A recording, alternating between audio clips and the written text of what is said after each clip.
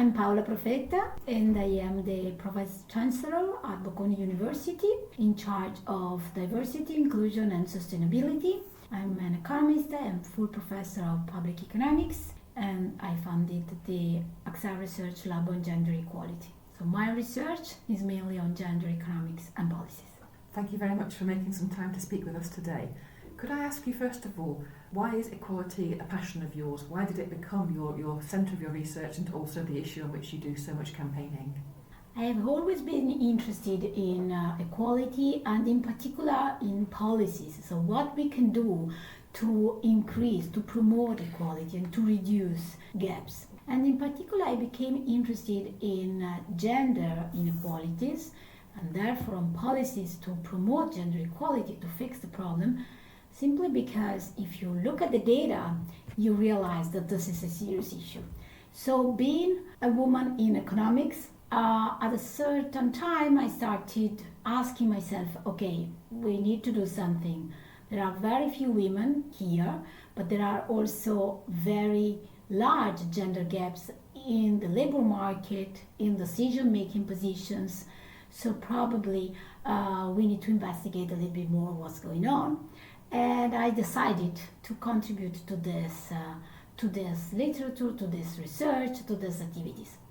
I have to say that I also had some personal experience that somehow had me, taking this decision. So as a woman in a male-dominated context, many times you feel, not discriminated, but certainly okay, I have to work very, very hard, and probably I will not have the same opportunities. So you feel involved. Mm-hmm. Yes. I wanted to ask you about progress or lack of progress. I think back to the 60s and 70s and women's liberation movement. It's now 50 years later. Yes. Are we making progress or are we falling back in terms of, companies' awareness, the willingness to engage with the issues of diversity? And is there a backlash, or are we going in the right direction still? So we certainly made some progress. So we see that women are in a better situation, better conditions in terms of equality with respect to the past. So certainly there was some progress, in particular in the area of education, because now women are more educated than men, almost in all developed countries, and this was not true in the past. Mm-hmm. So it is really like the first step, because when women start investing into education, it means that they realize that there will be a return from themselves, that even the job is a consequence of your investment into education. It's not just because you need to work, but because you want this to be part of your identity and of your development. So certainly we have made progress, but unfortunately the data also suggests that we still need a lot of time to reach gender equality.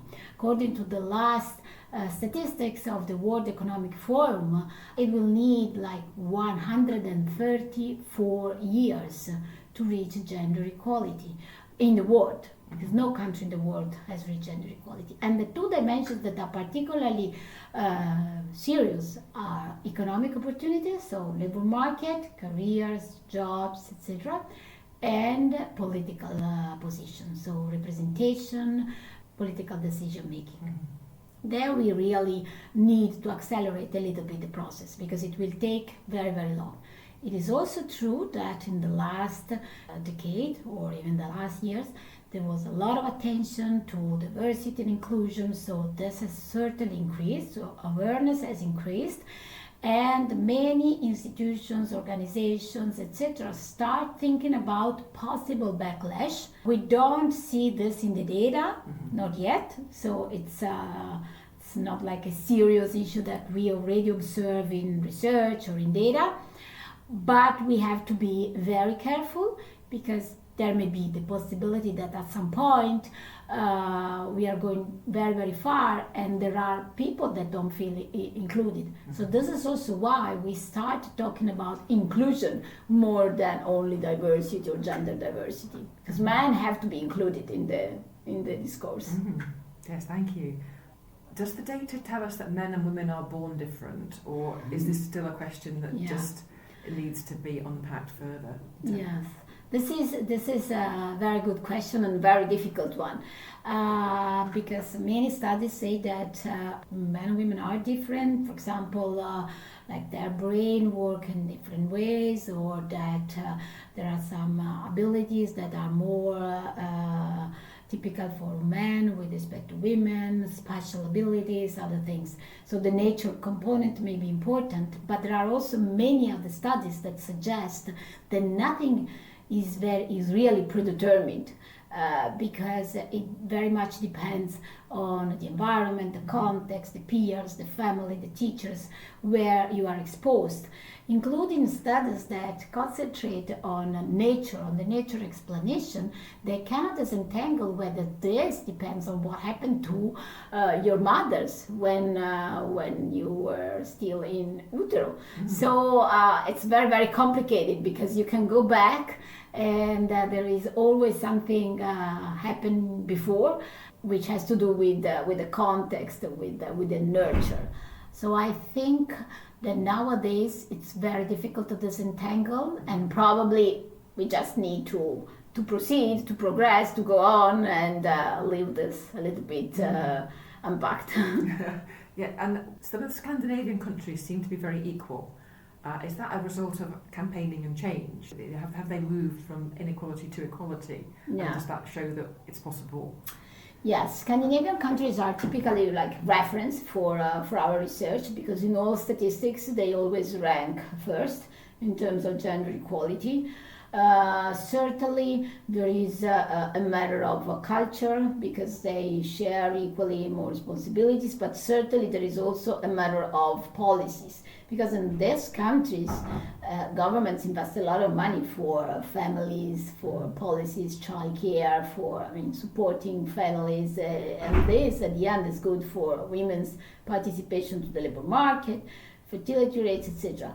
It is true that also in these countries now they are starting a little bit like thinking, experiencing some decrease, for example, of fertility rates. So they also have their own issues. Mm-hmm. But with respect to Central European or South or other countries, they are certainly performing better. Mm-hmm. You mentioned there that obviously governments are taking, they have obviously responsibility for a lot of political steps and legislative steps. You work closely with government in Italy. Do you think that's important for academics who want to see their work, perhaps on gender or on inclusion, changing things? Do you need a good relationship with politicians? Yes, I think we can learn from each other, and it's important to collaborate. It's not easy, because many times policymakers just don't know the results of our research. They go their own way.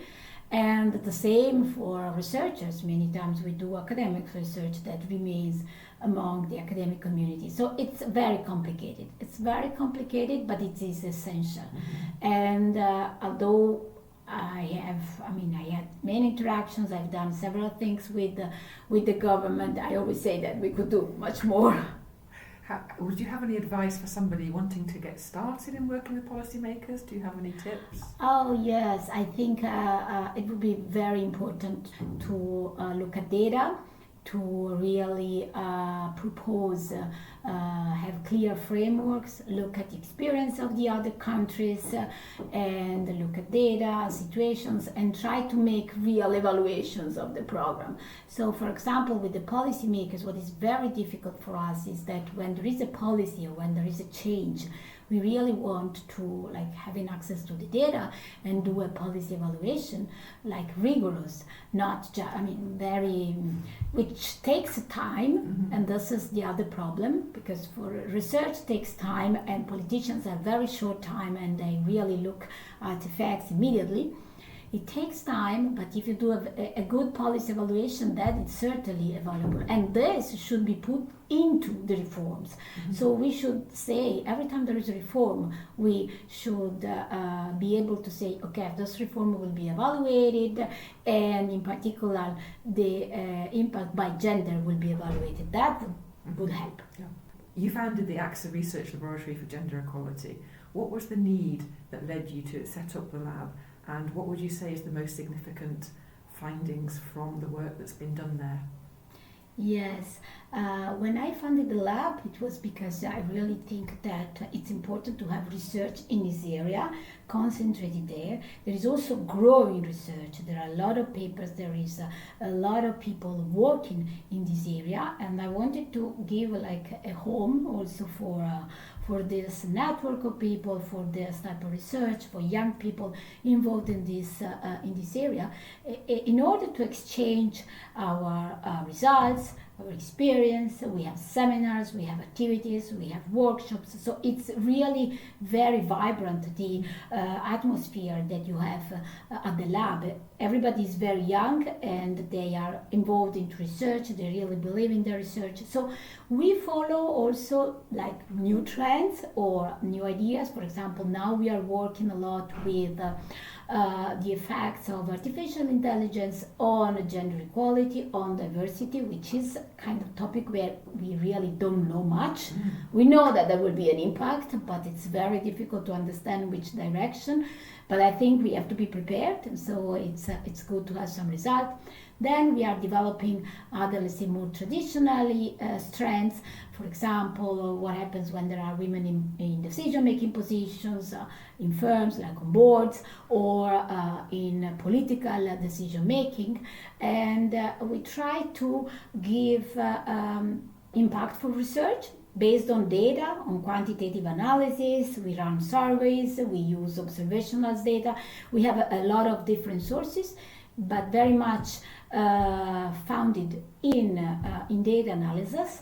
And sometimes we also find results that are not necessarily what you predicted before, or the so-called false myths about gender equality. So what you realize is that it's more complicated than what we observe. Even the traditional relationship between having more women in managerial positions and the profits or results of the firms is not so clear. It depends on the cost test, it depends on many. So we really need to face what the data suggests, and I think this is very important. That's great, thank you. What practical steps can we take in our institutions, in our companies, perhaps our citizens, to move towards a more inclusive culture and society? Yes. This is certainly very important. So we need, first of all, to be a little bit systematic. So start with measure of the gaps of some numbers, statistics. Look at the problem. Look at our statistics. Look at our data and measure. Have a measurement of diversity under the dimensions that we are interested in. Then set the goal. So we have a target, we have a KPI, we have a strategic plan. So we need a plan of action. So typically there is a strategy which cannot be reached in 1 month, but like over some years period, set the target, set a strategy.